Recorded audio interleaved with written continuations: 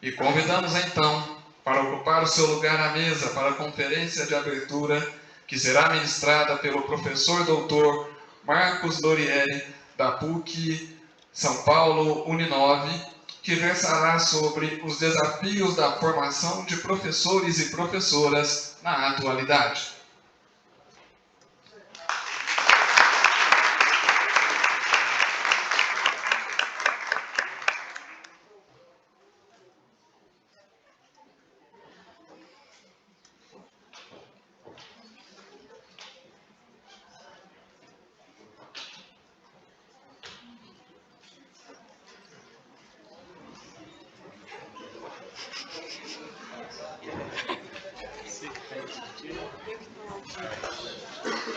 Quer sentar aqui? Não.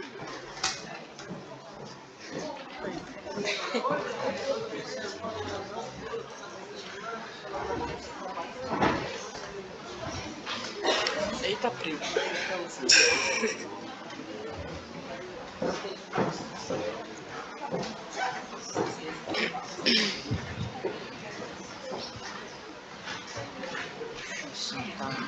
Eu vou ser breve, tá? Gente, agora eu vou ler Como eu disse, né, o professor Elvis hoje não pôde estar presente por uma questão de saúde, ela está com Covid, então a gente estima melhoras aí, se Deus quiser logo ele está com a gente de novo. Ele encaminhou um texto, qual eu vou ler, então eu peço licença ao professor e a todos vocês para que eu possa ler. Confesso a vocês que eu fiquei bastante emocionada quando eu fiz a primeira leitura. E assim, gente, não é simples você mediar uma mesa com o professor Marco Antônio Lorieri, com a referência que ele é para a educação, a filosofia da educação, não é tão simples, mas eu vou sobreviver, tá? Vocês estão sentindo calor, eu estou pingando aqui, mas vamos lá. O pessoal que está lá fora também, fica à vontade, tá, gente? Tem lugares aqui ainda, tá? Mesmo os nossos meninos, Matheus, está aí na porta, Matheus, pode assistir a conferência, fica à vontade, o Matheus trabalha com a gente na portaria, ele está lá de ouvidos atentos. Então, eu vou pedir licença para ler o texto que o professor Elvis escreveu, Universidade do Estado de Minas Gerais, primeiro simpósio de integração e estágio de monitoria, professor mestre Elvis Rezende Messias. Terça-feira, 27 de junho de 2023. Ele colocou uma breve acolhida aos presentes, eu já fiz, né? Conferencista, professor Dr. Marcos Antônio Lorieri. Na entrevista que você deu a mim e ao professor Severino no final do ano passado, para compor a primeira parte do livro que organizamos, intitulado Formação Humana em Debate, Contribuições da Filosofia e da Educação, o professor afirma que, abre aspas, somos uma existência com diversos trajetos, fecha aspas, Lorieri, 2023, página 17. Então, considerando o tema que será desenvolvido por ele hoje, considero importante apresentar não somente um pouco de sua trajetória acadêmica, mas também alguns aspectos do seu trajeto humano como um todo.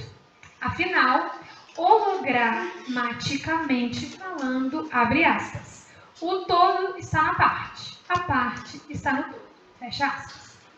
E mesmo cada parte é um todo. Peço licença, então, o Elvis, para uma apresentação não tão exclusivamente acadêmica do nosso conferencista. O professor Marco Antônio é natural dessa cidade onde estamos.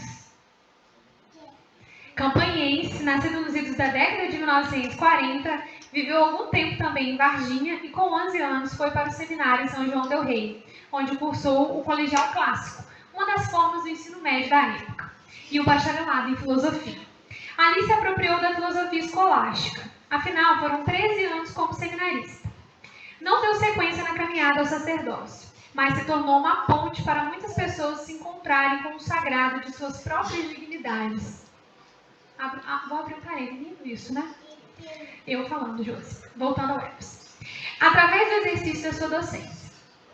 Posteriormente, em 1965, segundo ano do desumano período do regime ditatorial militar brasileiro, Lorieri foi estudar agora a licenciatura em filosofia na USP, ampliando seu olhar teórico-filosófico, especialmente a partir do contato mais aprofundado com o materialismo histórico dialético. Ele fez ainda mestrado em educação na PUC São Paulo, concluído em 1982, e doutorado em educação na mesma instituição, concluído em 1996, com pesquisas especialmente concentradas em Matthew Lippmann e John Dewey. Treinei isso, tá, gente? Lorielle, porém, também se dedicou à prática de outras artes, entre aspas, em sua formação, como a prática de esportes, de participação em peças teatrais, em corais, chegando a tocar trompete em uma banda de música. Ele tem muito orgulho dessa parte de sua formação.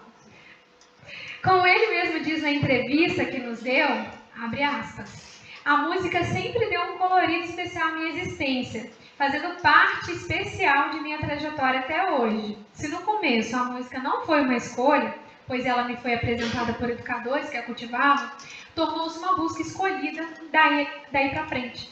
Senti o gosto e quis sempre mais. O ser humano não pode existir sem música e demais artes.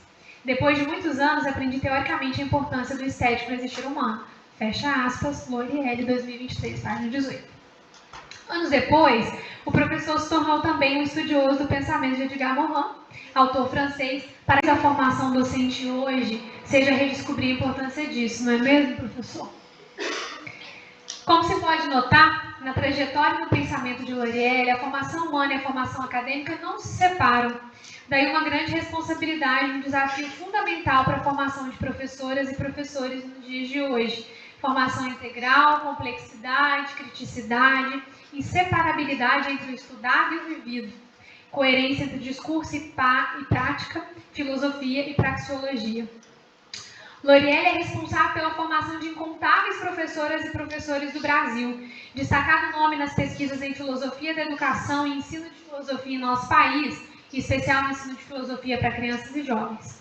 Estamos, na verdade, na companhia de um amigo que tem uma filosófica vida, que tem uma filosofia como prática vital, para muito além da filosofia enquanto área de estudos acadêmicos. Ele foi professor associado da PUC São Paulo de 1974 a 2006 e no PPGE da Universidade 9 de Julho por quase 2 décadas, até 2021, perdão. Foi também diretor de escolas de educação básica por aproximadamente 10 anos. Tem mais de 40 artigos publicados em revista acadêmica, uma dezena de livros, mais de 50 capítulos de livros, aproximadamente 30 orientações de mestrado concluídas e 15 de doutorado, ufa. Além de ter participado como membro avaliador de outras incontáveis bancas de qualificação e de defesa. No dia 13 de outubro de 2021, foi homenageado pela Associação Nacional de Pesquisa e Pós-Graduação em Filosofia, ANPOF, por ocasião de sua consistente contribuição para a constituição da área de ensino de filosofia no Brasil. E hoje temos o privilégio de tê-lo conosco, na querida unidade da campanha da Universidade do Estado de Minas Gerais, com a participação de discentes, docentes, nossos 3 cursos de graduação, processos gerenciais, pedagogia e história. No nosso curso pré-vestibular, professora Helly Batista, e amigas e amigos da estimada cidade de campanha. Obrigado pela presença de todos e de todas. Concluo, então, esse prelúdio à conferência do professor Marcos Antônio Lorielle com uma pequena provocação preliminar ao tema da conferência. Elvis, falando, gente. Muito se fala que o melhor investimento que um governo pode fazer para o desenvolvimento do seu país é o investimento em educação. Ninguém nega que um país com um povo bem formado educacionalmente possui destaque social. Entretanto, é preciso questionar: investimento em qual tipo de educação? Baseado em qual projeto educacional? Em qual imagem ideal de ser humano? Em qual projeto de sociedade? Além do mais, é preciso pensar também no que se entende por desenvolvimento, ao se pretender que o investimento em educação é a base para o avanço de um país. Que tipo de desenvolvimento? Econômico? Técnico, científico, humano, integral? Desenvolvimento para quem? Os dados educacionais dos últimos anos no Brasil mostram um relativo avanço no que se refere à melhoria nos índices de alfabetização, de acesso à universidade, percentual de conclusão de estudantes do ensino médio. Mas e o alfabetismo funcional? E a grande taxa de evasão e de inconclusão universitária? Mas e o nível de formação? E o risco da fragmentação formativa? E os intensos ataques dirigidos à ciência, às artes, às ciências humanas? Como o nosso povo pode se expor tanto ao perigo reacionário do regresso autoritário? De que modo nossos projetos formativos contribuíram para que existe entre a educação formal e não formal? Só a escola e a universidade nos dão conta da complexidade da formação humana, e a formação de professoras e professores precisa estar intimamente atenta a isso. Que tipo de professoras e professores estamos formando, queremos formar? E a formação dos atuais formadores e formadoras, como vai? Qual é? Qual foi? Sustentada por quais pressupostos? Vamos então refletir sobre o desafio da formação de professoras e professores na atualidade, através da conferência que será, a partir de agora, conduzida pelo professor Dr. Marcos Antônio Norieri. Obrigada por estar aqui, professor. Aí eu também digo isso, né? Sinta-se acolhido, a palavra é sua.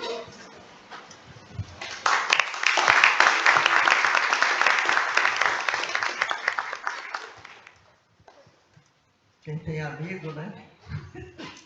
Aí escreve um negócio desse. Não sei. Se for verdade tudo isso que ele falou aí, hoje eu uso meu título de doutor em filosofia para todo dia lavar a louça da cozinha, o almoço da gente. Eu troquei o chefe, que ele conhece, meu chefe, o professor Romão, autoritário, bravo, né? Por uma patroa em casa e também é brava. Ela vai lavar a louça, eu vou correndo. Certo? Queria comentar, esqueci o seu nome, é Valéria, então eu não esqueci o nome, eu ia falar.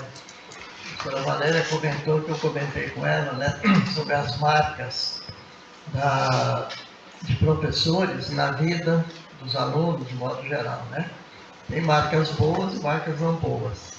Mas eu tive uma professora aqui em Varginha, estudei segundo, terceiro e quarto ano primários antigos, que hoje seria o terceiro, quarto, quinto ano, né? Ensino Fundamental 1, chamada Dona Silvia Mendes Silva. É a mulher mais bonita que eu já vi na minha vida. Ela era uma senhora, outra muito bem penteada, cabelo muito bem arrumado, viúva do gerente do Banco do Brasil de Varginha na época. E ser gerente do Banco do Brasil naquela época era um título mais importante que ser prefeito. Mandava na cidade. E a tal Dona Silvia era professora primária. As professoras primárias, antigas, eram muito respeitadas, mas muito. Todo mundo fazia reverência para ela. Né? Dizem que o imperador, acho que japonês ou chinês, né? Todo mundo fazia reverência para ele. Ele não deixava os professores fazerem. Ele fazia. Tomara que fosse assim até hoje. Ela não precisa fazer reverência. E essa Dona Silvia, eu costumo dizer que ela, tudo o de mais importante que eu aprendi, tanto em termos de conhecimento quanto em termos de atitudes na minha vida, eu aprendi ali, no meu quarto ano. Ali foi a semente da minha existência. Né? E a prova disso foi que ela me acompanhou nos anos que eu fui fazer seminário. Todo mês ela mandava um dinheirinho para eu comprar as coisas que eu queria. 13 anos. Né? Quando eu desisti de ser padre, ainda bem, né? Para mim foi ainda bem. Não conseguia internalizar toda a doutrina. As igrejas são complicadas. A religiosidade é uma coisa e as igrejas que tentam realizar a religiosidade. O professor Elvis pediu para eu escrever um artigo para a revista que ele coordena aqui sobre educação religiosa. Estou penando. Eu não consegui terminar, era no final de maio, porque eu não consigo conjuminar muito isso não, né? Tenho um monte de limitações em relação a esse tema, né? Mas uma das coisas que eu tenho convicção é que as religiões, de modo geral, elas não conseguem realmente ajudar as pessoas a desenvolverem uma boa religiosidade, qualquer uma delas. Porque elas viram igrejinhas, elas viram facções, elas são sectárias, elas são dogmáticas. E eu dizia isso e os padres ficavam bravos comigo. Você não pode ser padre. Tá bom, eu não vou ser. Eu vou embora. Né? E aí saí. Né? Quando eu saí, 3 anos depois, eu me casei. Eu casei com uma prima por uma razão muito simples, para não ter sogra. Vida de sogra ganha uma tia, né? Certo? Também é um pouco de esperteza na vida é importante. É brincadeira, não é nada contra a sogra. Mas no seminário os padres contavam a seguinte piadinha. Sabe por que São Pedro negou Jesus Cristo lá, não teve evangelista que ele negou? Porque lá atrás ele tinha curado a sogra dele. Está lá no Evangelho que ele curou a sogra. São Pedro falou, você vai me pagar. Pagou mesmo, né? Tem esse cara, não conheço, você quer não. Brincadeira, né? As brincadeiras fazem parte da vida. Senão a vida fica muito chata. Né? Mas a dona Silvia, quando eu me casei, ela foi minha madrinha de casamento. Né? Marcou, né? Mas infelizmente ela já faleceu. Mas ela tinha umas coisas assim, né? Naquele tempo, vocês imaginam, a gente tinha as aulas, o grupo escolar na Afonso Pena, quem conhece a região lá, o grupo está lá até hoje, né? Na esquina da rua Santa Cruz, com a avenida Rio Branco, né? E o diretor era o professor Antônio. O diretor Antônio Brau, e ela convidava assim, os alunos que tinham mais dificuldade. Ela tinha uma coisa que a gente achava o máximo. Ela não morava em casa, ela morava no hotel. Não tem a igreja lá no centro? Lá embaixo, à esquerda, em desce, antes do Jardim do Sapo, tinha um hotel grande ali. Se não me engano, chamava Hotel Glória. E tinha um salãozinho de festa. Ela tinha uma mesa grande, ela punha aquele guaranazinho 507, que era lá de Varginha, né? Eu adorava aquele guaraná. Punha umas bolachinhas champanhe, eu ia lá só para bolachinha. E ela dava aula de reforço para todos nós, quem quisesse. Todo mundo ia. O guaranazinho, bolachinha champanhe já deu, né? E ali ela fazia um monte de atividades com a gente e tal. Então a gente saía reforçada dessa, né? Foi um quarto ano fundamental na minha vida, né? E foi a primeira peça de teatro que eu trabalhei na minha vida, foi com ela na escola. Era uma peçazinha para passar para os colegas a mensagem da importância da higiene, tomar banho. E o personagem não gostava de tomar banho, chamava-se João Porcaria. E eu era o João Porcaria. Era um barato esse negócio. Essas coisas marcaram. Eu estou contando isso, como ela fez a referência, ela falou que era superintendência de Varginha, eu falei, eu tenho uma história em Varginha, né? Eu tenho uma história aqui em Campanha. Meus parentes já faleceram todos, minhas tias, meus tios, meus avós, todos aí no cemitério aqui, né? Dá para chegar lá e conversar com eles, eles não respondem, não sei porquê, né? Vieram da Itália, em 1895, vieram parar com os submarinos, também não entendi até hoje porquê. Eu fui lá conhecer a cidade onde eles nasceram, viveram e tal, atravessaram o oceano, né? Parar aqui na Campanha, né? E por conta deles terem vindo para cá, eu acabei nascendo aqui, né? Meu pai conheceu minha mãe aqui, meu pai era alfaiate, trabalhava por aqui também e tal, depois mudaram para São Paulo. Bom, são as histórias da vida, né? E aí eu me tornei educador. Uma vez perguntaram para mim, por que o senhor escolheu estudar filosofia e ser educador? Eu falei, eu acho que eu não escolhi, a vida me escolheu.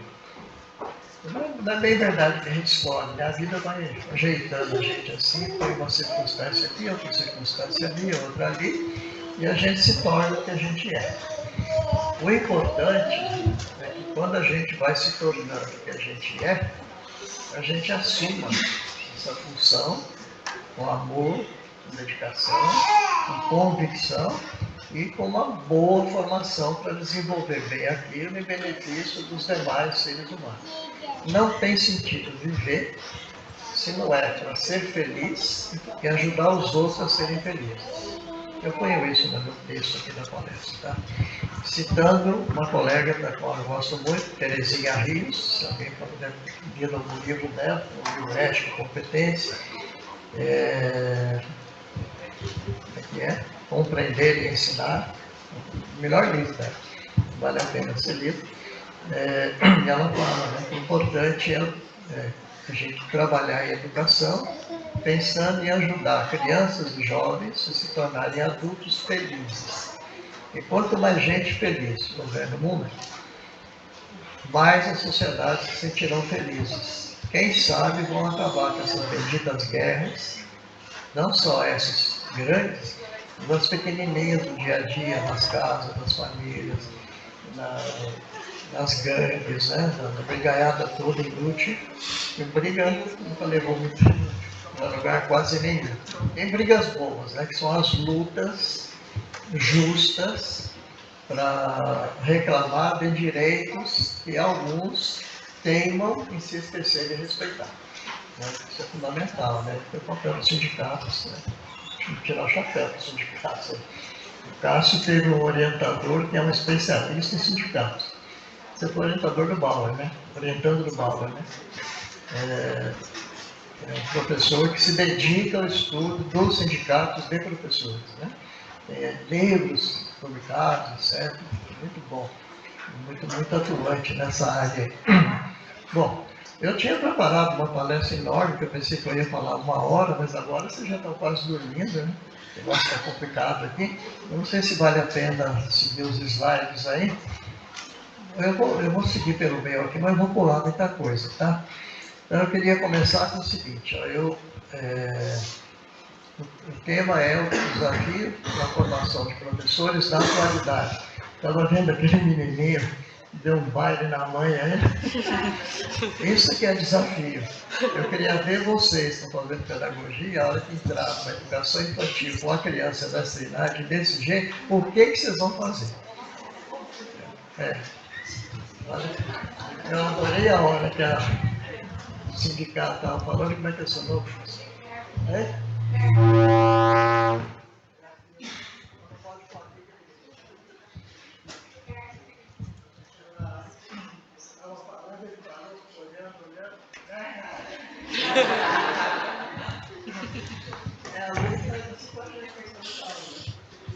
que você está falando aí? Eu não perguntei nada. Ela não podia falar para mim.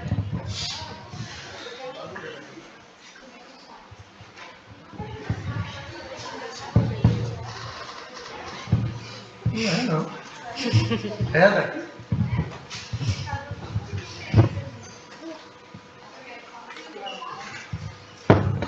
Você falar assim, você escuta?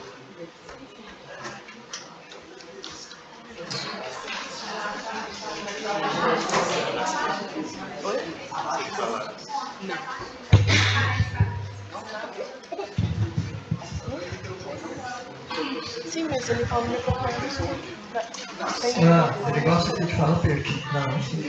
Não é verdade. Bom, o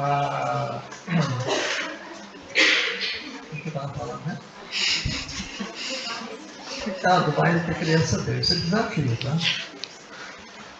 Eu vivi muitos anos dentro de escola, fundamental e tal. Eu cuidei de uma creche, como presidente da entidade, mas todo dia eu ia lá, por 12 anos. E aí eu via lá os bailes que as crianças davam antigamente chamavam-se páginas. Hoje chama-se, lá em São Paulo, professoras de educação infantil, né? Certo? Que é o certo, né? Bom, eu primeiro queria ter falado no comecinho, eu aceitei o convite para vir aqui por várias razões. A primeira, que vem de 2 colegas que eu estimo muito, que é o professor Elvis. Vocês viram, né, a carta de amor que ele fez para mim. Isso aí não existe, tá? E o professor Cássio, né? Ele não foi meu aluno, ele foi amigo. Em segundo lugar, se tratar de algo acadêmico na cidade onde eu nasci, né? Eu nunca tinha feito uma palestra em campanha, já publiquei artigos na revista daqui, mas palestra não. Fiz palestras no Brasil inteiro, em alguns países por aí afora, mas em campanha não. Eu tinha vontade de fazer palestra em campanha. E por ser um tema fundamental, essa é a razão principal, né? Os desafios da formação da professora e do professor. Tá? Desafios são muitos. Né? São poucos desafios na formação de ninguém, nem das crianças, dos jovens, e nem na nossa formação de professores. Né? Não é fácil, porque a gente não sabe direito, né? O que oferecer. Até porque a formação não se dá apenas nos cursos. O curso de pedagogia, de forma para um monte de coisa de uma vez só, eu vou falar nisso. E aí eu acho um desafio imenso. Como é que a gente poderia resolver isso? É o curso mais pretensioso que existe no mundo. E olha que eu dei aula nele por mais de 30 anos. Ele quer formar professora ou professor de educação infantil. Ele quer formar professor ou professor de ensino fundamental 1. Ele quer formar pessoas para serem educadores como gestores escolares na educação infantil, no ensino fundamental 1, no ensino fundamental 2 e no ensino médio. E além disso, quer formar coordenadores pedagógicos e às vezes até orientadores educacionais. Qual curso milagroso nesse mundo que consegue formar bem para tanta coisa? Vocês já leram algum texto da Bernadette Gatti? A Bernadette Gatti é uma especialista em formação de professores. Lá de São Paulo, ela é da USP, foi para a PUC, é uma pessoa maravilhosa, e ela tem um texto que ela denuncia isso. Mas todo mundo concorda com ela, mas ninguém modifica o curso de pedagogia. Eu acho isso um absurdo. Né? E eu trabalhei em 2 grandes universidades que têm curso de pedagogia, na PUC São Paulo, que é uma das universidades mais antigas, muito importantes de São Paulo e tal. Onde estava a resistência? Em nós, professores. Porque se a gente for modificar isso, muitos professores não terão lugar para trabalhar, teriam que ter novos professores. Né? Então, quem são os professores universitários hoje que seriam capazes de ajudar a formar bem em um curso específico de formação de professor para educação infantil? A educação infantil é tão importante que ela merecia um curso de 4 anos só para formar os professores de educação infantil. Né?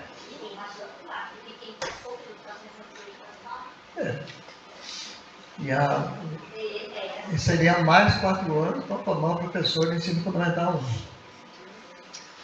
1. E aí eu concederia, em cima desses 4 anos iniciais, fazer uma espécie de pós-graduação para formar os gestores. Que é muito difícil você formar um gestor que nunca foi professor. Gestor escolar, que eu falo. Quem nunca foi professor não vai entender muito do que está acontecendo. É o chão lá que forma, né? É o chão de fábrica. Eu prefiro falar o chão da escola. É no chão da escola. Eu não gosto muito do chão porque parece que rebaixo. Que ali devia ser o último andar mais bonito da escola, onde estão os alunos, que são os principais agentes da educação. Eles se educam com a ajuda nossa. Segundo agente mais importante é o professor. Os demais até são dispensáveis. Se não tiver diretor, coordenador e tal, uma escola que tenha bons professores e alunos, ela vira uma escola. Para que serve diretor então, né? Eu me perguntava isso nos anos que eu fui diretor. Né? Para que serve diretor? Quando há um bom diretor na escola, aí ele consegue coordenar. Eu falo separado, porque muitos diretores, eles só sabem ordenar. O papel deles não é esse, é de coordenar. É ordenar junto com os outros. Gostei da sua fala, né? Dos 60, 70 braços de livro. Se você não tiver esses braços todos, você não coordena. Né? Então, esse é um grande desafio na formação de educadores, de modo geral, e na formação de professores, certo? Entender que o trabalho educacional é um trabalho coletivo, de conjunto e tal, não é um trabalho de impor determinadas regrinhas fixas, né? Não, eu tenho que cumprir o regimento escolar. Se o regimento escolar fosse suficiente, não precisaria ter diretor, direção, coordenação. Ele, por si só, coordenaria. Aquilo ali é um resumo de regras para serem seguidas. E quando algo acontece na escola que não está previsto no regulamento, são esses bons educadores bem informados que vão improvisar um ajuste. Recentemente, há uns 3 anos, eu fui numa escola lá em São Paulo, fazer uma formação de professores da escola. Eu chego na porta da escola, tinha 7 cadáveres ali na porta, mortos. Cadáver morto é pleonasmo, né? E as professoras lá, que isso, meu Deus, e as crianças entrando, o cadáver estava bem no portãozinho de entrada, deitado ali, não podia mexer, antes que chegasse a polícia. As crianças entravam, olhavam aquilo, pulavam e entravam para a escola. E as professoras com medo de entrar, ficavam se descabelando lá. Eu cheguei lá e falei para elas, eu não era o diretor, eu estava lá só para ajudar a fazer um curso para elas. E a diretora não tinha chegado. Aí eu falei, mas por que vocês estão gritando aqui? Vamos lá falar, ficar com as crianças. Não, o que a gente faz? Olha esses defuntos aqui. Eu falei, puro defunto, imita as crianças, aprende com elas. E vai lá cuidar das crianças. Aí foram, uma atrás da outra. Depois que entraram as crianças, os defuntos ficaram lá fora, ainda bem, né?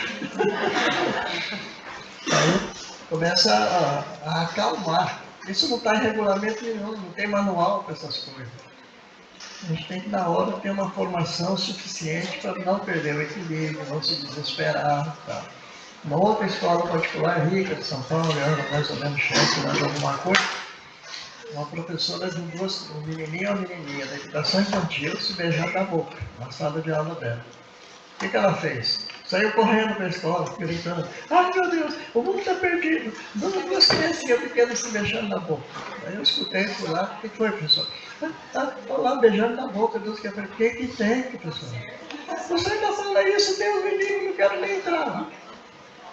Você vai lá ficar na minha sala, deixa que eu vou. Lá conversei com as crianças, achei graça da brincadeira deles. E aí, quem está fazendo esse negócio aí? A gente viu na novela, é legal, né? Eu falei, é uma delícia, vocês nem imaginam. Não é bom? Ela vai ficar gritando, adianta alguma coisa, mas não está no regulamento, não está no manual de instruções. A gente brinca, né, que se filho viesse com o manual de instruções, como a máquina de lavar roupa vem, seria mais fácil. Mas filho não vem com o manual de instruções.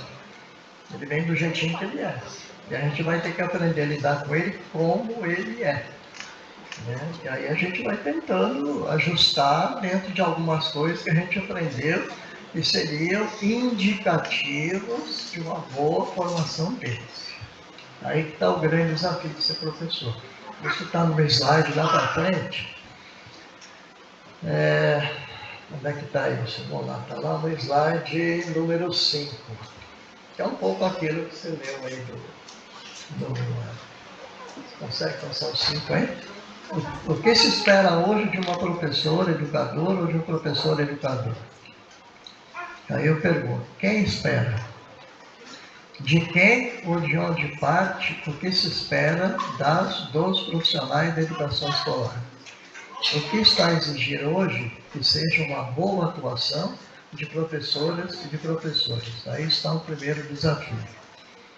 Aí no slide seguinte eu coloquei, este desafio está intrinsecamente ligado ao que esperar da educação escolar. Para que servem escolas? Por que elas devem ainda existir e para quê? Escola é um negócio antigo, né? Os gregos já tinham escola, há 2.700 anos atrás. Os romanos tinham escola. Em qualquer lugar que eles conquistavam, eles implantavam uma escola para ensinar a cultura romana, que no fundo era a cultura grega, que eles adotaram, para manter o povo sob controle. A educação é um instrumento de controle terrível. A gente vai enfiando na cabeça da criançada, dos jovens, você tem que ser assim, você tem que ser assim. E quem não é? Você expulsa da escola, ele vira marginal. Marginal é quem vive na margem da sociedade. Eu nunca deixei expulsar um aluno de escola que eu fui diretor. Não deixava. Eu ficava na minha sala até ele acabar o sangue. Mas era um jeito também de domesticá-lo, né? Por quê? Porque toda escola que expulsa uma criança, um jovem, ela declara que ela é uma instituição educacional incompetente. Ela não conseguiu ajudar aqui não, tá? Então, para que existe escola? Eu coloquei aí que há milênios existe escola. No outro slide, disse, que tipo de formação humana devem as escolas oferecer ou ajudar a oferecer? Que é uma ilusão achar que só as escolas educam. As crianças já vêm com um currículo que vem de casa, né? A gente chama de currículo oculto. Não oculto nada. Ele é bem clarinho. A gente percebe direitinho que tipo de família, de onde vêm essas crianças. O palavreado, o jeito de falar, o jeito de entender as coisas, o jeito de se comportar, etc. Né? E a escola oferece uma complementação e às vezes tenta oferecer algum ajuste. Tenta, né? Porque não é fácil não, porque aquilo que veio do nascimento até os 6 anos, 7 anos, já vai ficar ali encalacrado pro resto da vida. Não é isso que fala a psicologia cognitiva aí, que o cérebro humano ele se desenvolve mais nos primeiros 5, 6, 7 anos de vida. Depois ele vai ajeitando e vai fazendo alguns desbates e tal. A base mesmo está ali, né? Então, e aí ligado com isso, então, não é só a escola que forma. As famílias formam, vocês falaram aqui do curso, como é que chama o curso de educação? Processos gerenciais. Eu ponho aqui no texto, uma instituição educacional importante, porque influi na sociedade, são as empresas. A empresa formata. Quando ela forma bem, muito melhor do que formatar. Né? Eu trabalhei em empresas. Eu trabalhei 3 anos na Pirelli, uma época que o Estado pagava muito mal, ela dava salário. Eu tinha uma filha pequena, era um anúncio que precisava de uma pessoa que tinha o meu perfil, fui lá, prestei o processo seletivo lá e passei em primeiro lugar, e trabalhei 3 anos, ganhava bruta de um salário para fazer o que eles queriam lá. E eu comecei a ver coisas dentro da empresa, como é que o chefe de seção, o gerente, o dono, aqueles discursos assim, positivos, né, passando como eles deveriam se comportar, tanto do ponto de vista de higiene, tem que tomar banho quando sai da fábrica, quando chegar às fora de casa, tem que se alimentar direito, o restaurante está aqui para isso, tem que fazer isso, tem que fazer aquilo. O pessoal ia se ajeitando para não perder o emprego. A motivação era essa. Né? Eles acabavam se habituando a se comportar daquele certo jeito, e isso é formação. Né? Agrega com a formação que recebeu da família, agrega com a formação que pode ter recebido de escola, se frequentar a escola, e tem os vizinhos que formam também. O vizinho fala, isso aí está errado, pode fazer assim. Quando a criança é menor, fala, você é meu pai, você não manda em mim. O Piaget escreve isso no livro. E fala assim, a criança respeita, obedece o pai e a mãe, e ela repudia as interferências de outros adultos, e ela responde, você é meu pai, você é minha mãe, não é verdade? Né? Mas depois ela começa a entender, mas ela se sente influenciada. Né? A avó e vô, é uma delícia ser avô, você nem imagina. Eu tenho dois netos. Né? Uma neta já está grandona, e o outro está com 9 anos. É meu laboratório. Mas é muito bom ser avô e avó. E a gente orienta, e a gente influi, e a gente aconselha, e a gente faz exercício. Meu neto aprendeu a ler muito comigo, né? Historinha, literatura infantil do menino lá desde pequenininha, minha neta também, e são ótimos leitores hoje. Meu neto com 9 anos, ele lê sozinho os livros todos que ele lê, gosta de literatura infantil, agora já está entrando na infância juvenil. Esses dias ele mandou um videozinho para mim, dizendo, pô, olha, estou lendo aquele livrinho que você me deu, que é A Vida do Mozart. Eu falei, opa, o que é isso aí, né? Eu sempre fui ligado muito com música, como o Elvis colocou aí. E estou escutando a música do Mozart, que eu peguei no YouTube. Falei, deixa eu escutar. Estou lá escutando. Falei, você sabe o nome dessa música do Mozart? Não, é bonita. Ele, pois é, bonita, chama-se Pequena Serenata Noturna. Oi, vou anotar. Isso é formação. Você aproveita as oportunidades, você vai fazendo, né?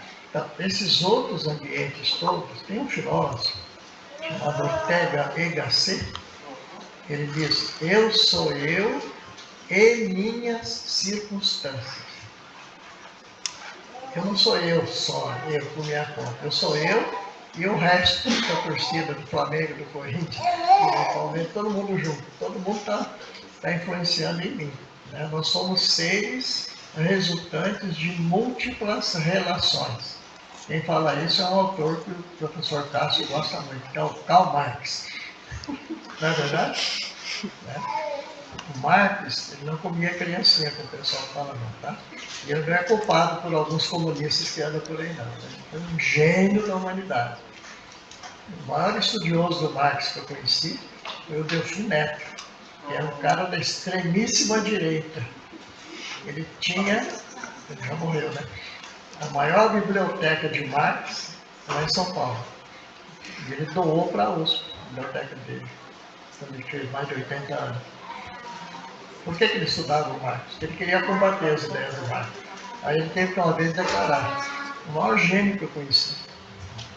E é mesmo, o cara é impressionante, né? As coisas que ele escreveu. Algumas coisas foram superadas, claro, na época dele ele não podia entender certas coisas, porque a gente só pode entender aquilo que já aconteceu, o que está acontecendo. O que vai acontecer ainda é lá na frente os outros que vão entender, não sou eu. Né? Se eu estiver lá na frente, eu vou tentar entender junto. A teoria é retardada. Ela só é produzida depois que a realidade acontece. Não dá para fazer teoria. Tem teorias de previsão, baseadas em realidades anteriores. Você pensar sempre nisso, né? Essa teoria que vocês estão estudando nos cursos aí, é a teoria do que já aconteceu até agora. Então não deve estudar? Deve. Porque com base nela, você vai ter elementos para estar entendendo a continuidade do que vai acontecer. Mas por isso que precisa ter formação continuada, que é outro grande desafio da formação de educadores, de todos os profissionais. E tem educação continuada. E continuada é ao longo da vida, não tem jeito. Né? Precisamos de tudo isso. Mas aí tem um enorme desafio, está no slide 8, que é o segundo grande desafio. Está no slide 7, assim, que tipo de informação devem oferecer às escolas às novas gerações, como uma parte importante de sua educação, e por consequência do trabalho das professoras e dos professores. Não por acaso a gente tem toda essa briga aqui no Brasil com relação ao BNCC, a Base Nacional Comum Curricular. Por que deu tanta discussão, tanta briga, agora muda de governo, mas a crítica, especialmente a BNCC do ensino médio? Essa maneira de pensar diferente da educação. Né? E uma Base Nacional Comum Curricular, ela está indicando a base das ajudas educacionais que as escolas devem, lei, né? Devem oferecer para as nossas crianças e jovens, para nós todos. Por que dá discussão? Porque não há muito acordo sobre formação. Talvez porque a educação escolar tem uma força razoável, não tem uma força total, como alguns pensam não. Em algo que afeta fundamentalmente a sociedade. Ela influi na formação das novas gerações. No slide 8 que tinha falado, né, tem o segundo desafio. Mas o que é a formação humana? É o título do livro, né? Formação humana em debate, que o professor Elvis e o professor Antônio Joaquim Severino coordenaram e fizeram a gentileza de colocar no primeiro capítulo do livro uma entrevista comigo, né, para eu contar minhas experiências educacionais. Ficou bom, eu gostei da minha entrevista. E lá na frente eu tenho um capítulo sobre subjetividade na época globalizada e tal, defendendo exatamente o que eu acabei de falar, né? Subjetividade é o jeitão de cada um ser. Cada um tem o seu jeitão de ser, que é subjetivo. Só que não existe subjetividade sem a oferta das outras subjetividades. Então, toda subjetividade é um resultante de intersubjetividade, de relações entre outros, com as outras pessoas. Né? A gente não se faz sozinho. Mas então, o que é a formação humana, né? E o que é uma boa formação humana? O mais importante é esse boa. Aí eu pergunto, boa para quem, né? Definir isso, pensando na qualidade da participação das pessoas informadas na sociedade e em como esta formação poderá ajudar essas pessoas a serem felizes.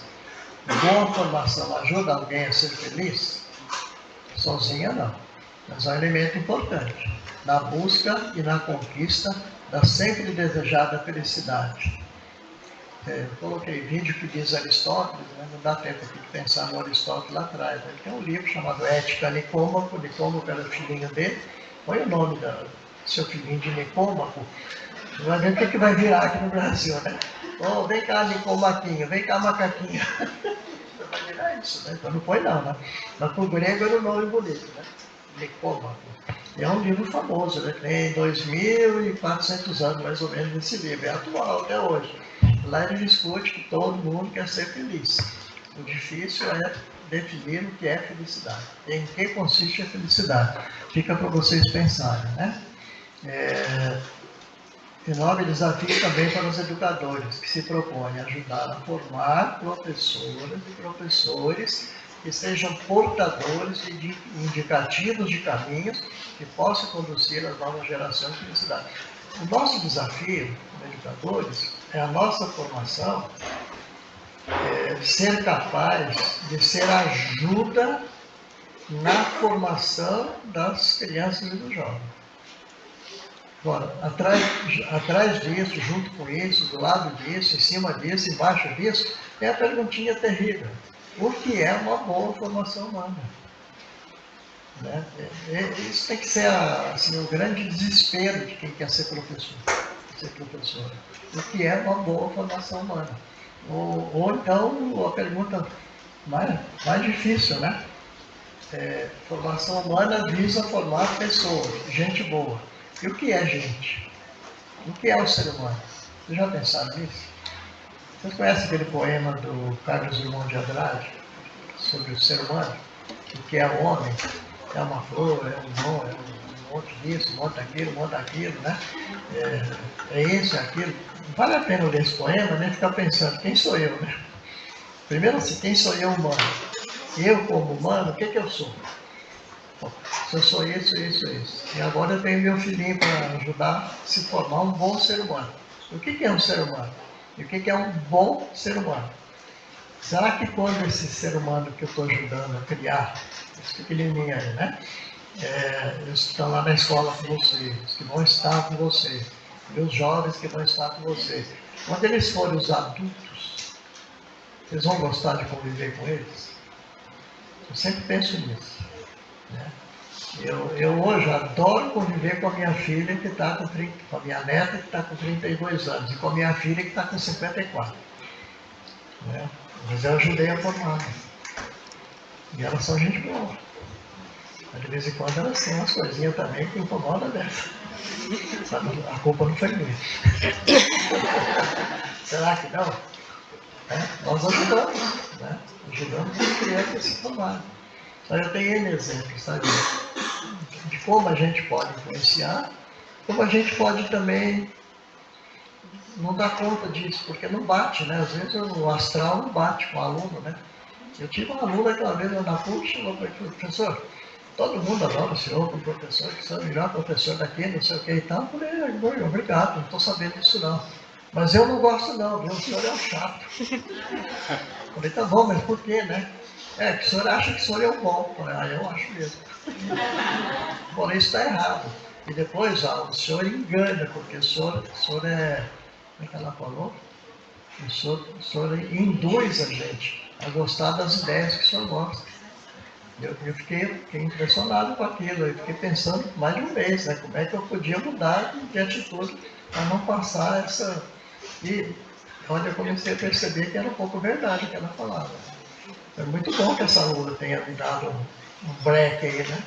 Eu estava muito assim, que bom, né? Todo mundo gosta de mim, acho que eu sou tal. Depois eu falei, não, para aí, né?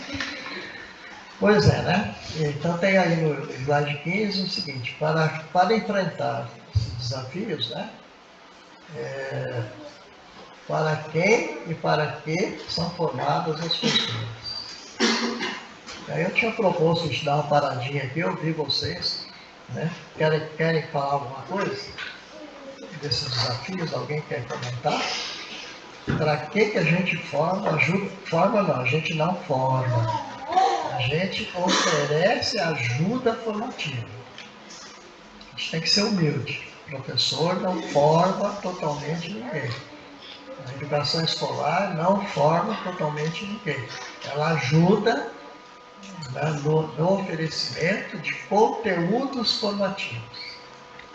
Que as crianças vão absorver, elaborar, reelaborar e, eventualmente, elas vão ficar com aqueles conteúdos na formação dela.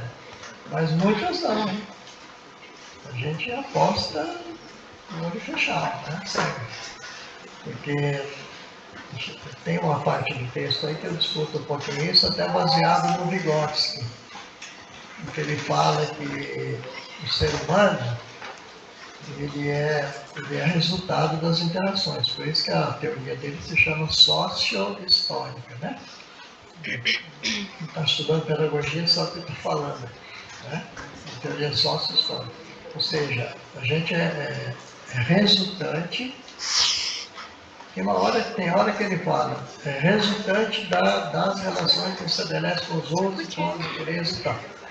Mas tem hora que ele fala também, é resultante das relações e das elaborações pessoais de cada um. E tem uma autora lá, que era professora da USP, Oliveira, Marta de Oliveira, ela discute isso e fala, bom, tem que entender bem isso do Vygotsky, né? Mas tem a passagem das obras dele que ele chama atenção para o fato de que cada um de nós é uma singularidade. Singularidade é cada um e cada um, né? E cada um de nós elabora a seu modo tudo que vem das inter-relações. E é por isso que nós somos diferentes uns dos outros. A gente constrói a subjetividade da gente, ou a personalidade da gente, né? Mas seria diferente se a gente não tivesse a ajuda educacional dos outros. Ou se seriam outros que estivessem oferecendo ajuda. Né? Olha a responsabilidade que a gente precisa pensar que tem, né? Se controla o horário, ele falou. Jamais? Não, senhora. Vocês querem falar? Fala sem vergonha. Todo mundo tem medo de falar, né?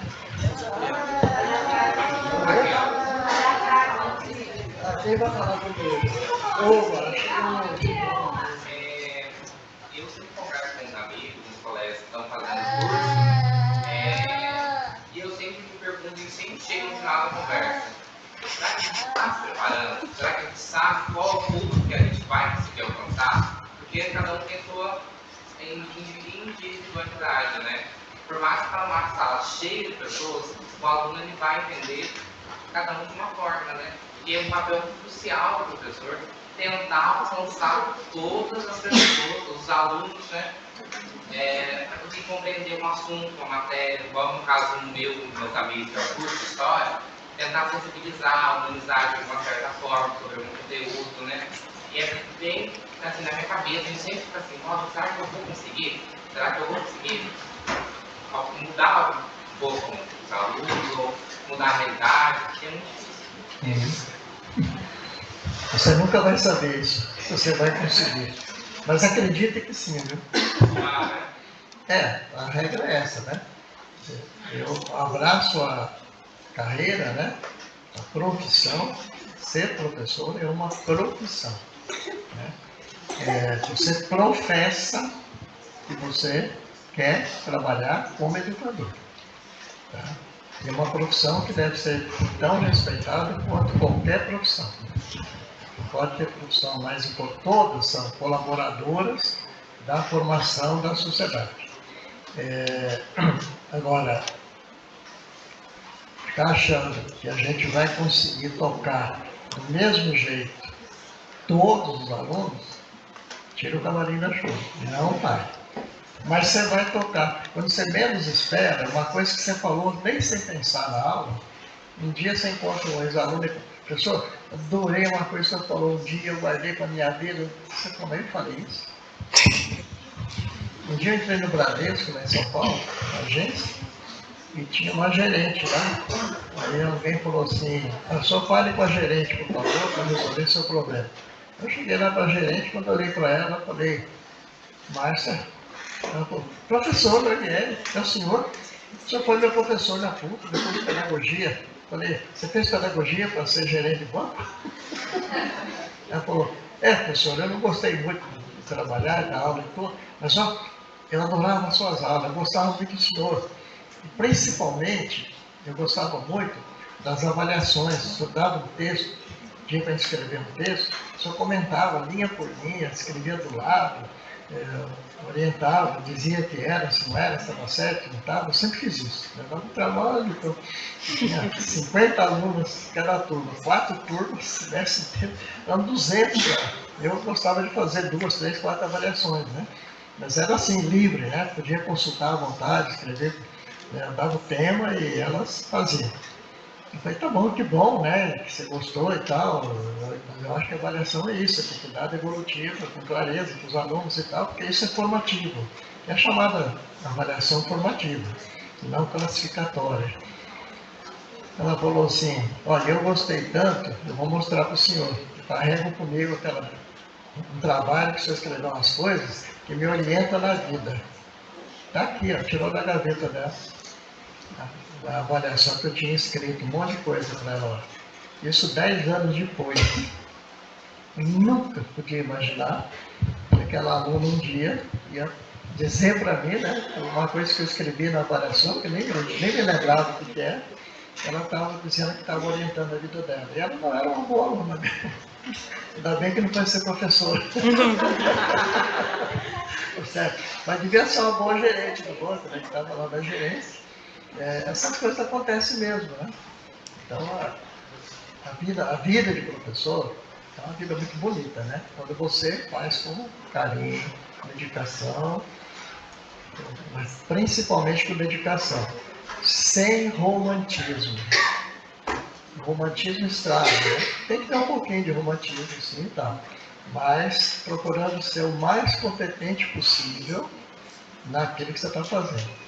Vai dar aula de história, vai conhecer muito bem história, estuda história, mas estuda, pelo amor de Deus, tem aqui no texto também, né?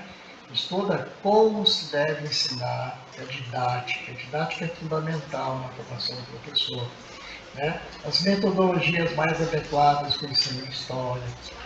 Eu dei aula na PUC durante 20 anos para os alunos do curso de Filosofia Pura, eu sou formado em Filosofia, né? Como educador, lá pediram para eu dar aula de metodologia do ensino de filosofia para o ensino médio. Falei, é comigo mesmo, né? Lá fui eu. Né? E aí eu discutia muito com os alunos e tal, eu dizia, mas como é que o senhor sabe essas coisas? Eu falei, dando aula. Eu dou aula de filosofia já faz, naquela altura fazia 25 anos já. A vida inteira eu dei aula de filosofia. Né? Eu fui aprendendo na marra, porque a pouco de didática que eu tive na USP, foi muito pouco, mas ajudou. Dali para frente eu fui ler, fui estudar, fui me informar, né? E fomos desenvolvendo. E até, ficando um pouco no tema aqui que está no banner, né? Que são os estágios, né? Eu levava muito a sério o estágio dos meus alunos de prática de ensino. Eu dava disciplina de didática, da filosofia, e metodologia e prática de ensino, estágio supervisionado. Aí, tinha aquela história, o aluno falou, não, professor, o estágio eu tiro de letra, eu levo numa escola lá, com o diretor, que é meu amigo, ele assina tudo, eu trago aqui para ele. Ele faz isso que eu te reprovo. Por quê? Ele só fazer o estágio. Eu vou lá conversar com o diretor, eu vou lá conversar com o professor, e se eles deixarem, eu vou assistir, quando você for dar uma aula assessorado pelo professor da sala, eu vou assistir. E eu quero um relatório seu e dele. Isso é estágio sério. Em frente à PUC, lá em São Paulo, tem um colégio particular, tinha um diretor que vendia assinatura de estágio para os alunos da PUC. Ele fez isso 20 anos, até que descobriram. Ele foi processado, foi condenado judicialmente. Quando saiu a condenação, no dia seguinte ele se matou, de vergonha. Mas não teve vergonha de fazer 20 anos a coisa errada. E era um diretor de escola, era um educador escolar. O que faltou na formação dele? Alguma coisa. Não pode. Isso aí é para juntar o estágio. O estágio assim não é estágio. O estágio supervisionado, ele é muito importante, porque é o primeiro contato que o estudante de pedagogia, de licenciaturas, tem. As empresas não aceitam os estagiários, né? As empresas têm um monte de esquemas, né? Tem o trainee, tem o estagiário, tem o estagiário remunerado pelo CIE, não sei o que e tal. Por quê? Porque ali ele vai sentir na prática, no chão da fábrica, ou no chão do escritório, ou no chão da escola. Vai sentir o clima. Eu tenho meu amigo até hoje. Professor, eu não vou fazer estágio. Ele era meio gago assim, eu falei, vai. Eu não tenho coragem de entrar numa sala com ele, como é que você vai dar aula? Você vai ter que entrar, mas quando eu tiver terminado tudo, eu crio coragem. Eu falei, você vai comigo hoje, né? Estou com ele na escola. Falei com o professor, falei com o diretor e tal, e fica aí. Aí eu voltei para dar aula com os outros alunos, estou lá na sala dando aula, daqui a pouco ele veio correndo, suado. Professor, eu não aguentei. O professor mandou eu falar umas coisas lá, eu comecei a falar, eu fiquei frio, fiquei gelado, tremi muito, saí correndo e vim para cá. Peguei na mão dele e falei, volta para lá comigo. Voltamos, era perto da PUC. Voltamos lá, falei, senta aí, fica quietinho, você não vai dar aula hoje, mas você vai ficar aí. E falei com os alunos, ó, o rapaz aí, meu aluno, ele se sentiu mal, mas estava pertinho aqui da gente, ele foi pedir lá um arreio, né? Eu levei ele na enfermaria, tudo mentira, né? Levei na enfermaria, tomou um remedinho, ele tá calmo já, deixa ele quietinho aí, tudo vai. Dia seguinte, semana seguinte, ele foi lá, fez o estágio, fez. Hoje ele dá aula em 2 colégios importantíssimos de São Paulo. Ele tira de letras aula, é um professor. Se eu tivesse deixado ele desistir naquele momento, né?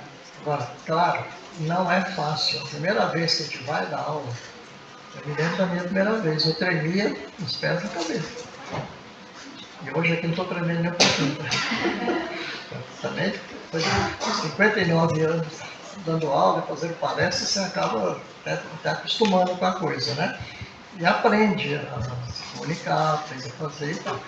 O estágio é fundamental. E a monitoria, eu tive diversas monitoras, que era curso de pedagogia, mas eram mulheres, né? Diversas monitoras, e tenho 3 ou 4 delas hoje, são professoras universitárias aí, muito bem colocadas e tal, uma até livre docente na USP. A monitoria, quando o professor não usa o monitor como empregadinho, o que acontece? Eu já vi coisas que vocês não imaginam. Acontece de professores universitários utilizarem o aluno da graduação, que vai fazer monitoria, como um empregado dele para corrigir prova. Não é papel do monitor corrigir as provas. Quem vai corrigir é o professor. A mesma coisa nas escolas. Vai fazer estágio, não é o estagiário que tem que corrigir as provas. Quem vai corrigir a prova é o professor. O estagiário pode participar da correção para ver como é que se corrige. Ele vai ali para aprender, para ter um aprendizado na prática. E tem que discutir lá na aula de prática de ensino e metodologia. Então, eu vi isso lá na escola, vi aquilo lá na escola. Como é que é? E às vezes o professor de prática de ensino também fala, não sei, nunca vi isso, então vai estudar junto.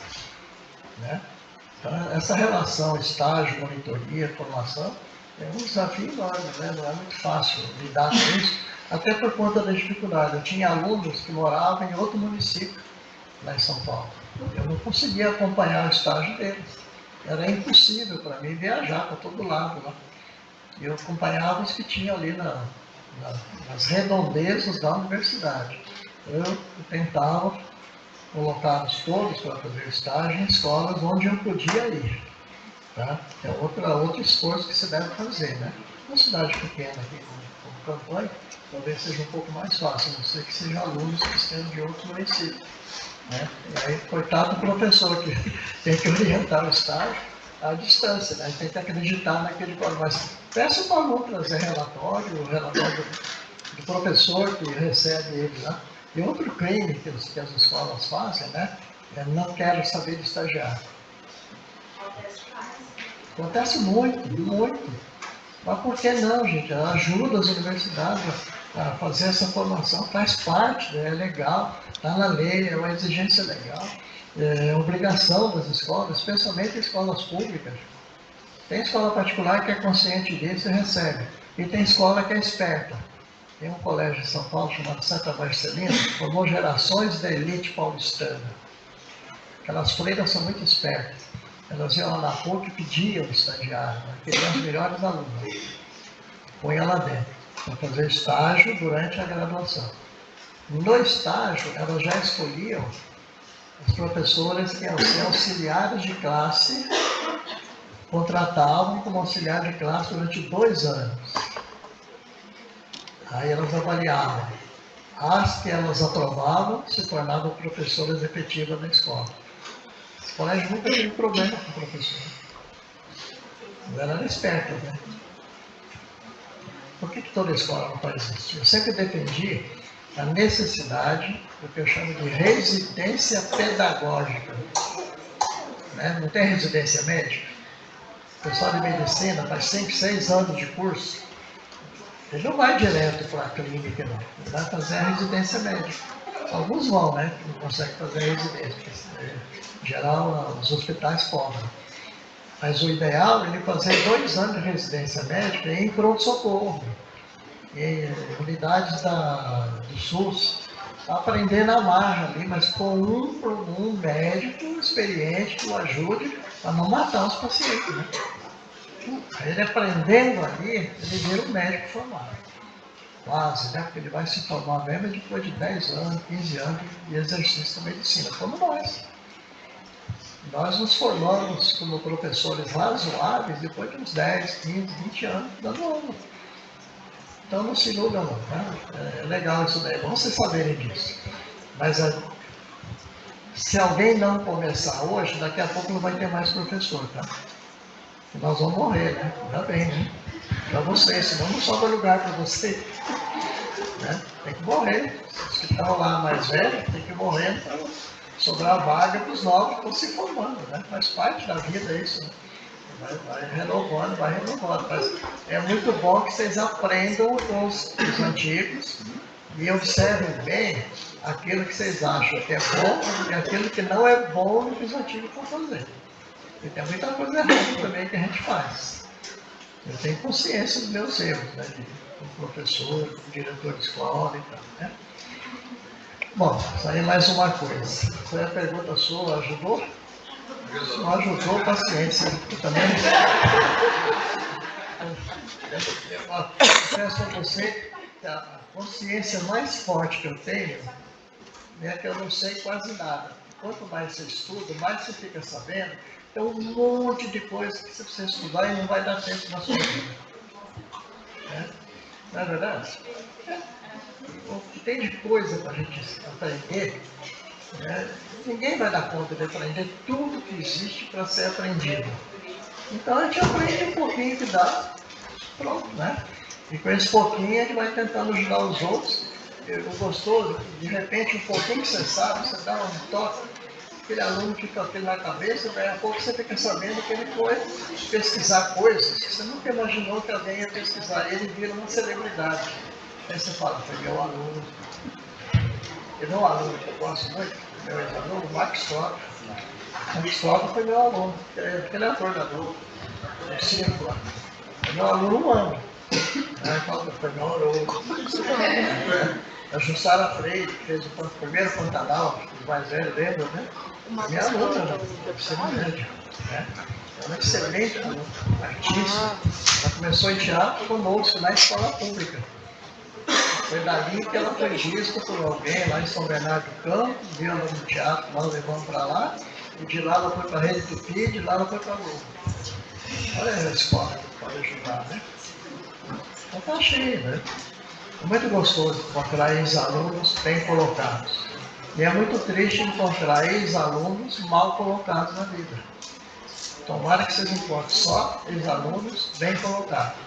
Não, tomara que vocês fiquem sabendo que todos os seus ex-alunos estão bem na vida. O objetivo é esse. É possível ser alcançado? Não. Nós não vamos acertar com todos. Tá? A gente não acerta nem com todos os filhos. Ainda mais com essa multidão de alunos que passam pela gente. Olha, e aí vai, né? Um monte de coisa. Eu queria... Eu não quero... Você vai até que hora assim.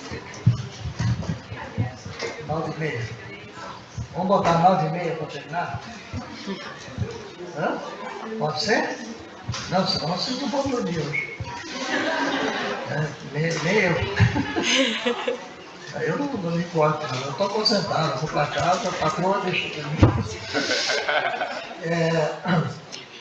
Tem um insight que eu coloquei, eu não posso deixar de mencionar o Paulo Freire. Primeiro que eu gosto muito dele, foi colega nosso na PUC lá, eu conversava muito com ele, tive esse privilégio de conviver com ele por mais de 10 anos, né? Um colega de trabalho, né?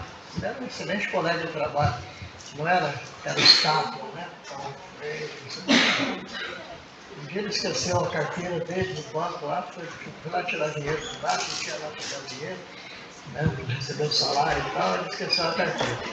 Aí ele parou na fila, tinha fila, nas filas do banco, e eu estava lá, ele parou, ficou conversando comigo um pouquinho, né? Porque eu era professor da filha dele, a Tati, né?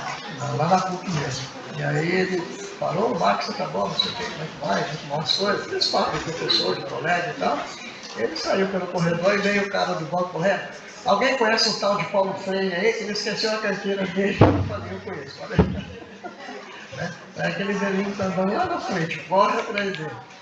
Ele era isso, era um ser humano como outro qualquer, certo? Só que era um gênio que ele era, né?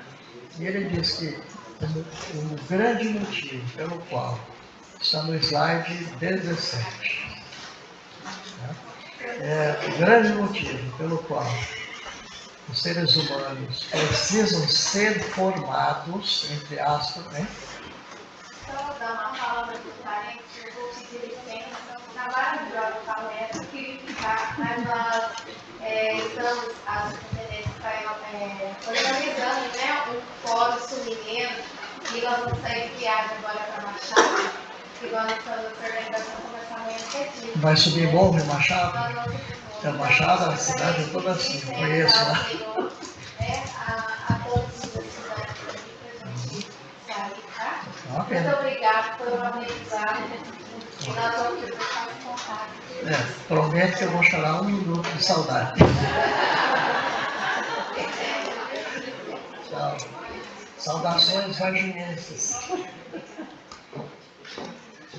O Paulo Freire fala, o grande motivo pelo qual os seres humanos precisam receber formação humana é porque não nascem prontos, né? Nem aprontados.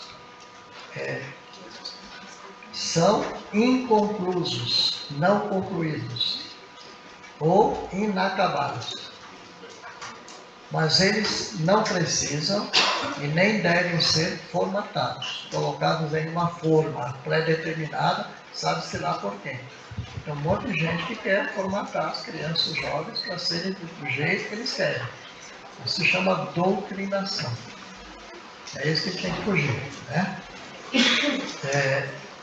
Ele diz do inacabamento do ser humano como o ponto do qual se deve partir para a justificativa da existência da educação. Como nessa passagem do livro mais famoso dele, chamado Pedagogia, mais famoso nada, pensando no outro, Pedagogia da Autonomia, o mais famoso é Pedagogia do Oprimido, foi traduzido em 19 línguas pelo mundo afora. O mundo afora lê muito mais Paulo Freire do que no Brasil. No governo Bolsonaro, no governo do PT, o Paulo Freire foi no Congresso na época, fez uma lei declarando Paulo Freire o patrono da educação brasileira. O governo Bolsonaro, eles tentaram caçar esse título, né? Tirar o título de patrão. E agora voltar, né? É uma geração que não tem nada a ver com partido político e tal, né? É uma pena, né? E nesse livro, Pedagogia da Autonomia, que tem um subtítulo, que são saberes necessários para...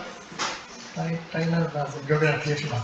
Saberes necessários para a educação, parece, né?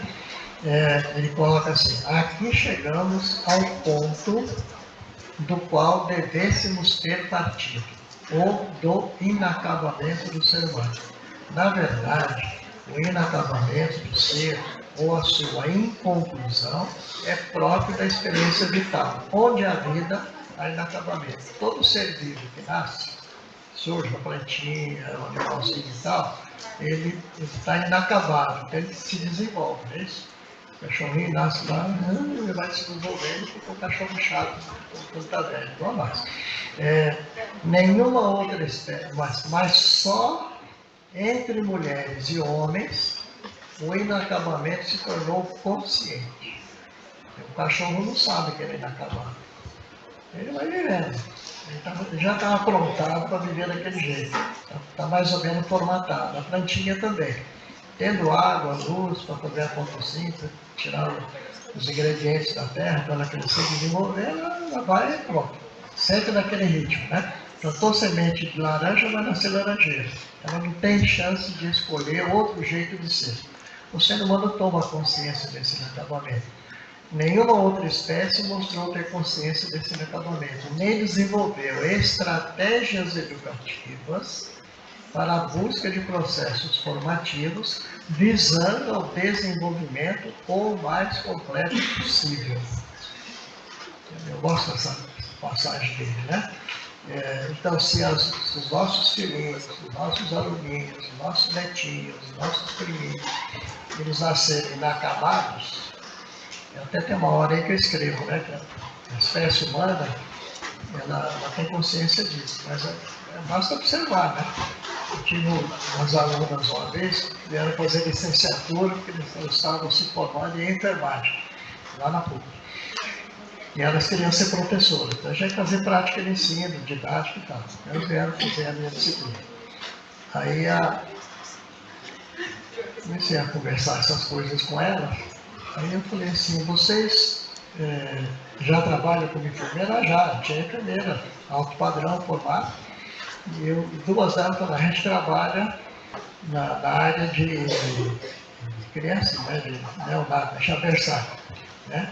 E a gente ajuda nos partos, obstetrícia e tal, né? Falei: ah, legal. Aí me deu uma ideia na hora, essas coisas que a gente improvisa, né? Falei: vocês já filmaram algum parto? Ah, já, vários, os pais pedem tudo, e alguns vocês guardaram. Quantas pessoas estão envolvidas no ato da criança nascer?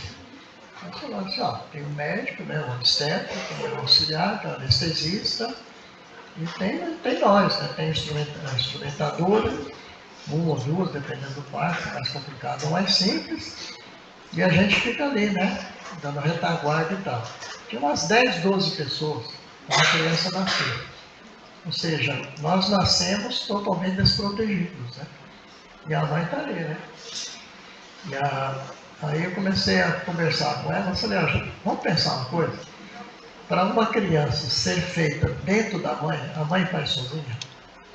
Não, precisa do pai, né? Tem pouca coisa que ele oferece, mas se não tiver aquela pouquinha coisa, não vai, aquele óvulo não vai virar ovo. Não vai virar a primeira célula ser humano. Mas dentro da mãe é que ela vai se multiplicar, né? Vai dobrando, chamada meiose, né? Vai dobrando, até virar um feto, até virar uma criança e até nascer. Mas mesmo lá dentro da mãe, aos 9 meses, essa criança está recebendo insumos que vêm de um monte de coisas, os alimentos que a mãe come, né? da natureza, das plantas, da não sei o que e tal.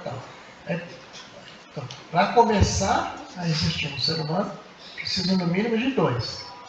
Então, sozinho ninguém se faz, né? Para nascer já precisa de uns 5 ou 6, 7. Eu nasci aqui em Campanha e minha mãe falava que ela foi uma parteira. Então só tinha a parteira, minha mãe, e nosso comadre, que vinha junto, né? Pegou água quente, já, sei lá, ela contava. Eu morria da risada com essa história, como é que eu nasci aqui, né? E depois ela não conseguia me amamentar, e ela arrumou uma ama preta para mim. Eu acho que é por isso que eu consegui nascer, crescer e me desenvolver sem ser racista, né? Eu acho que é um absurdo esse negócio de racismo, né? Mas a minha ama de leite, minha mãe disse que era uma grande amiga dela, negra, que me deu força para desenvolver. Hoje eu estou fortão, né? Com 82 anos, graças à minha alma de leite. Eu acho que né? E o resto da vida, né? E foi dando sustentação. Então, mais ou menos tinha a parteira, as comadres, uma outra ajudante, a minha avó, né? Que estava lá. Então, a gente não nasce sozinho, não se forma sozinho, não nasce sozinho. Aí eu perguntei para elas, vocês nunca continuaram o filminho? Porque elas trouxeram o filminho para te ver, para provar que era muita gente, né? Ali, cuidando. Elas falaram, tem mãe que pede para a gente filmar no berçário. Aí tinha lá, uma delas, o filme, nasceram 2 gêmeos, uma enfermeira pegou um gêmeo, abraçou, beijou, tal, todo aquele líquido da placenta, né? Limpou, falava, ai que bonitinho, ai que gracinha, aí punha lá, limpava, recolhia direitinho, com uma delicadeza, depois enrolava lá os cobertorzinhos e levava com muito carinho para eles.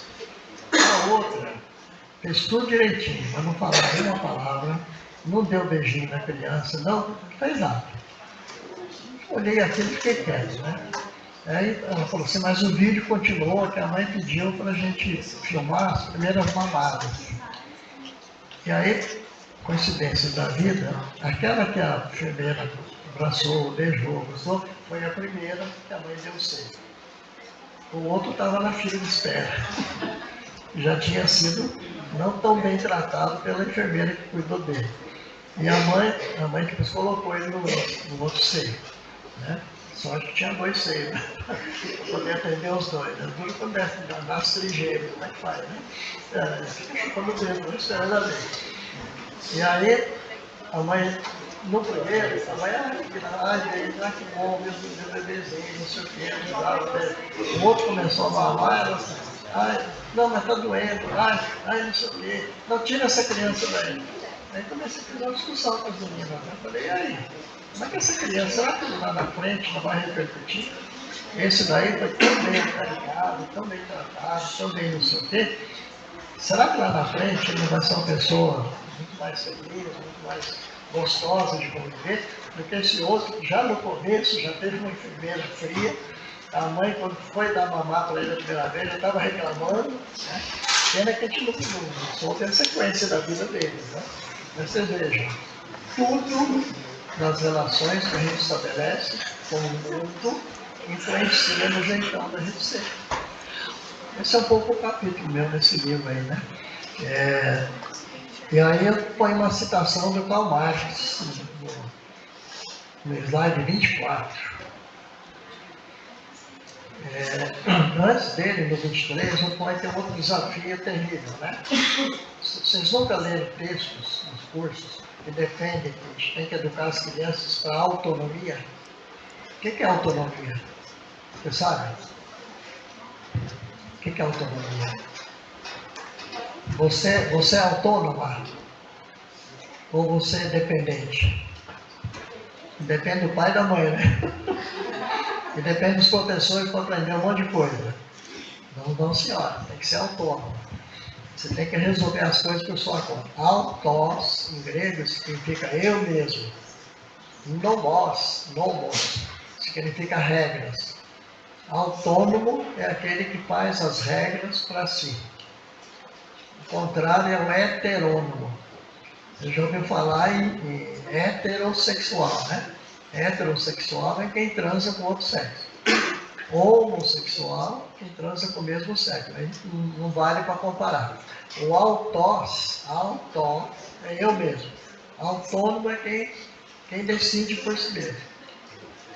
Heterônomo é quem decide influenciado pelos outros. A gente é, a vida inteira, ao mesmo tempo, autônomo e heterônomo.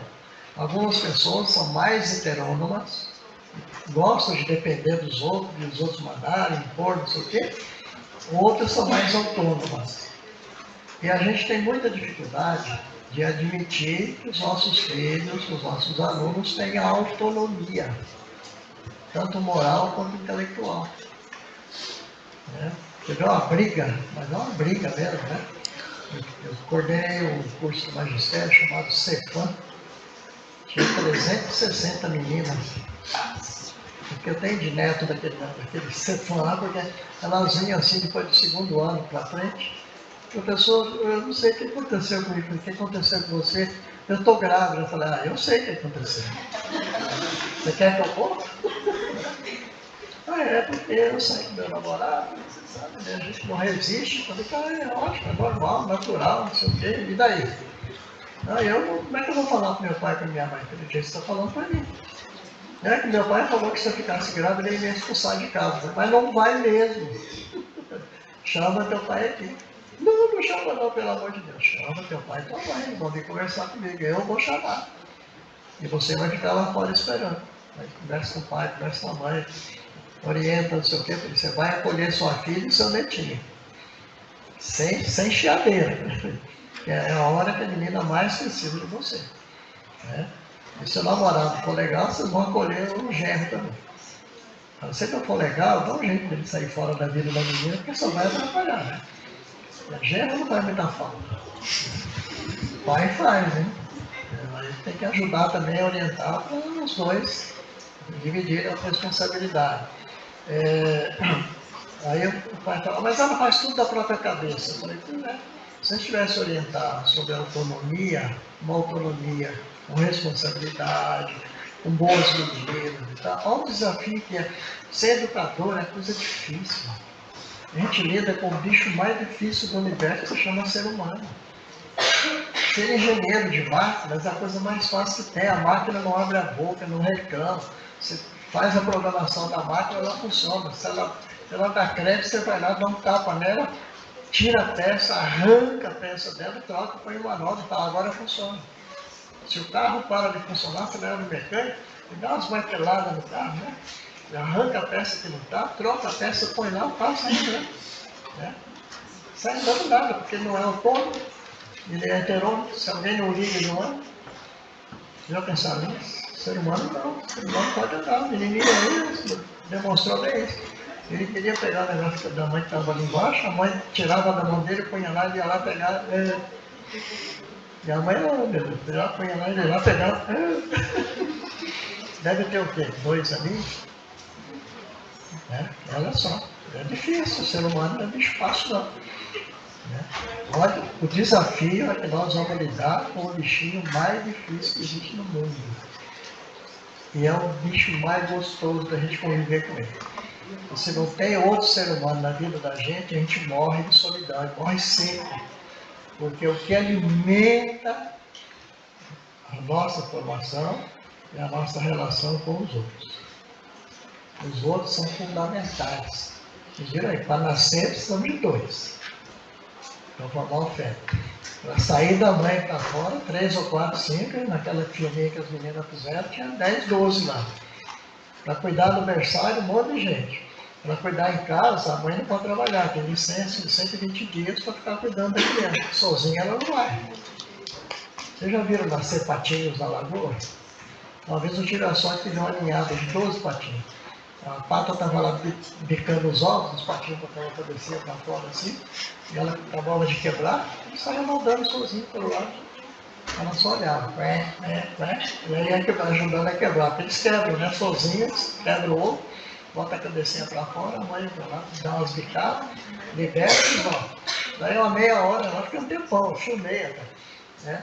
Ela estava andando no lago, os patinhos tudo atrás dela. Ela enfiava a cabeça, pegava um peixinho, alguma comida, ele só dava uma olhadinha assim, enfiava a cabecinha e saía mastigando. Assim. No mês seguinte eu voltei nesse sítio que era de um amigo meu, daquele aquela ninhada de pássaro, os patinhos já estavam grandinhos, a mãe estava quieta no canto lá e eles lá, andando para lá e para cá na lagoa, se virando sozinho. Já estavam formatados para fazer.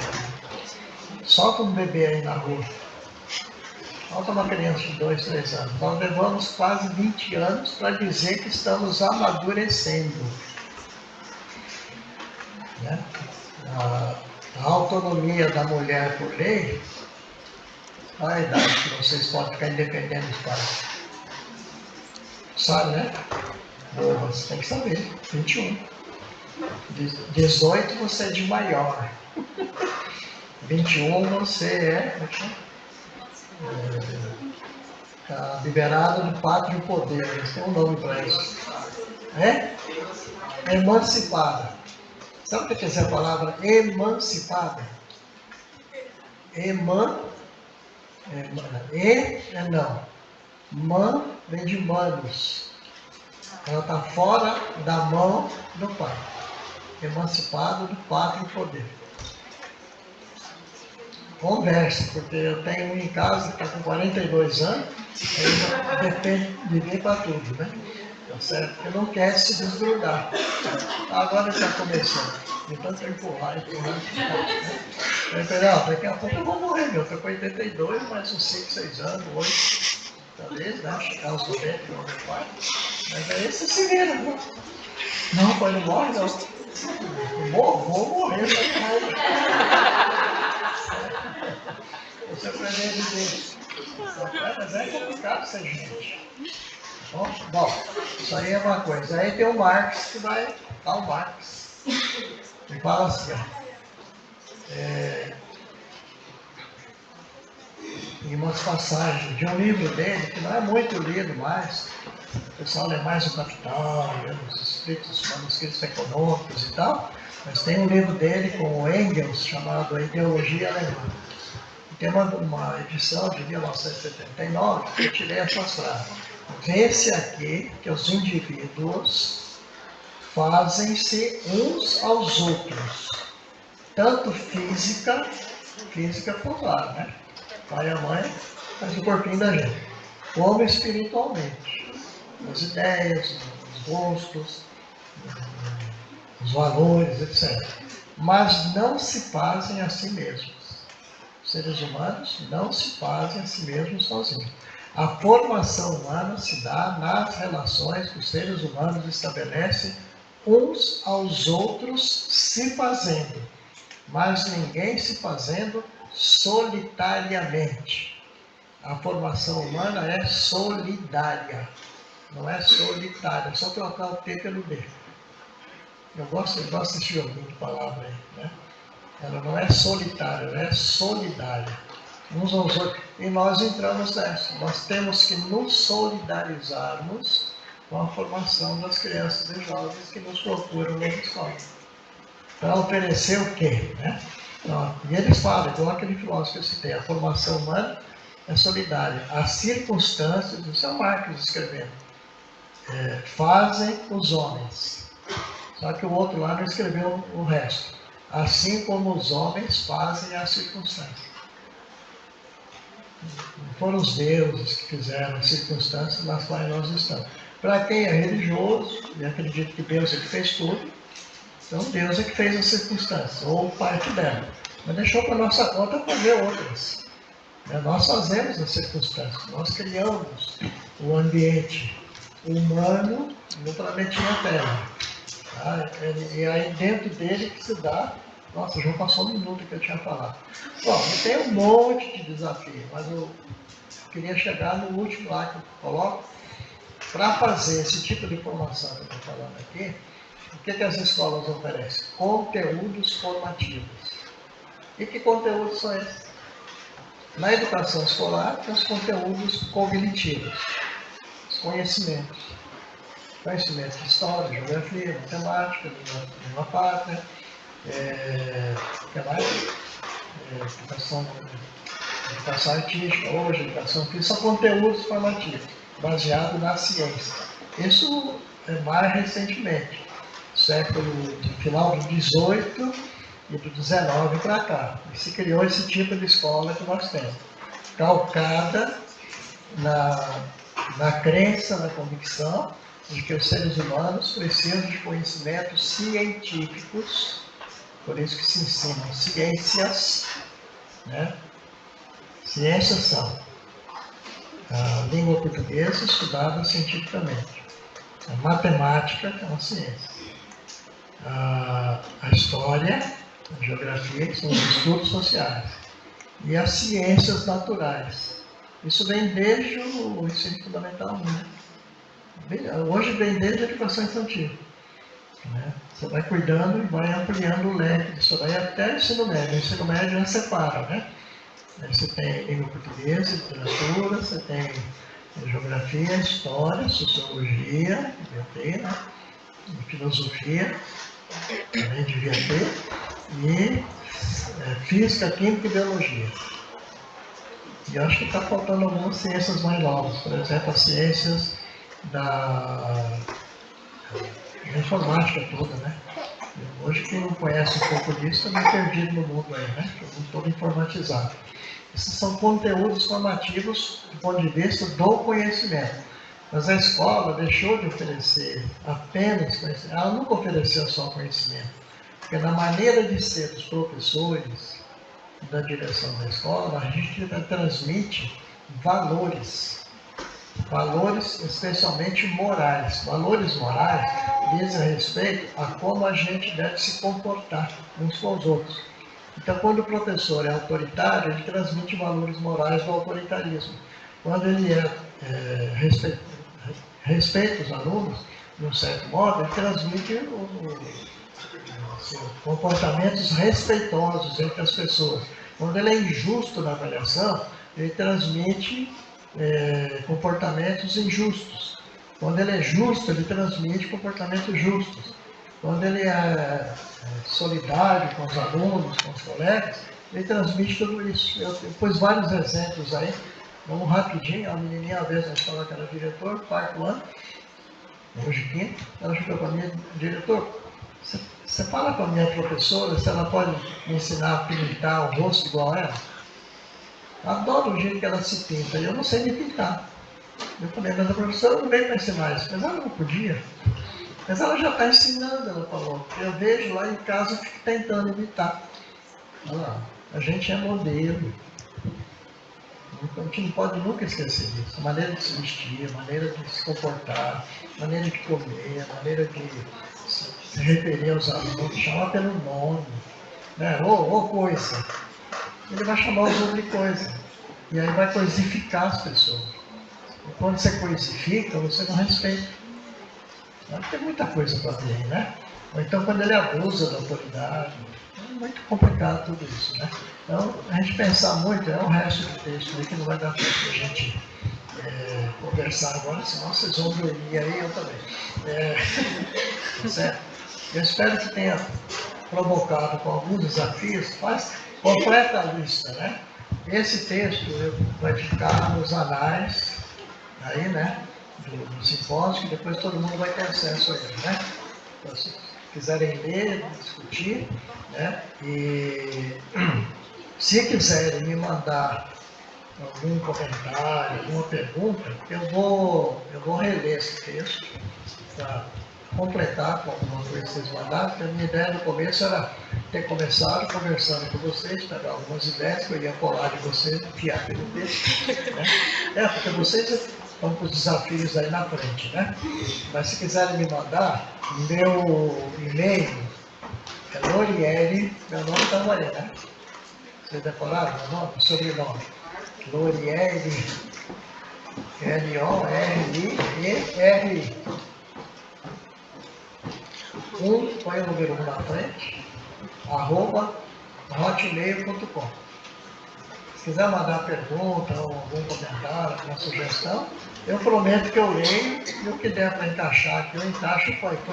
Mas põe o nome, que aí eu vou colocar o nome de vocês. Contribuição da local, contribuição da pessoa lá de Campanha, meus conterrâneos de Campanha.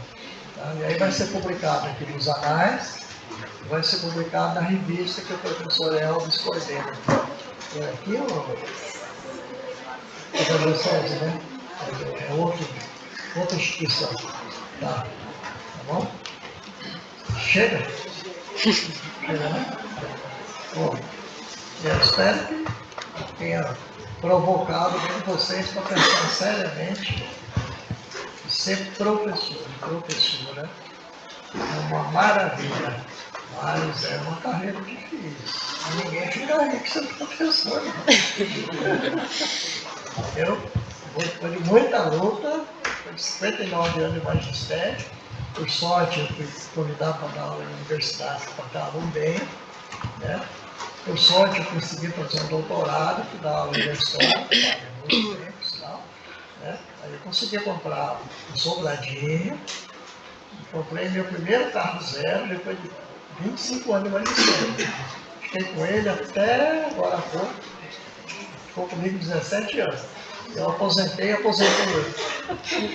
Sério, eu ando mais de carro, eu tenho dó de mim e dos outros. Né? Depois de certa idade, você fica meio bobo, né? Aí vai dirigir, dá bobeira, você bate mesmo.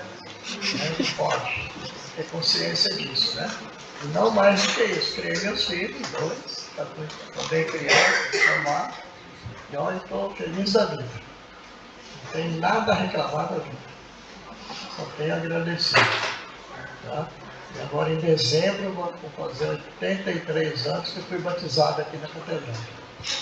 Mas quando eu passo lá e olho aqui no irmão, aqui, várias lembranças boas. Então, obrigado.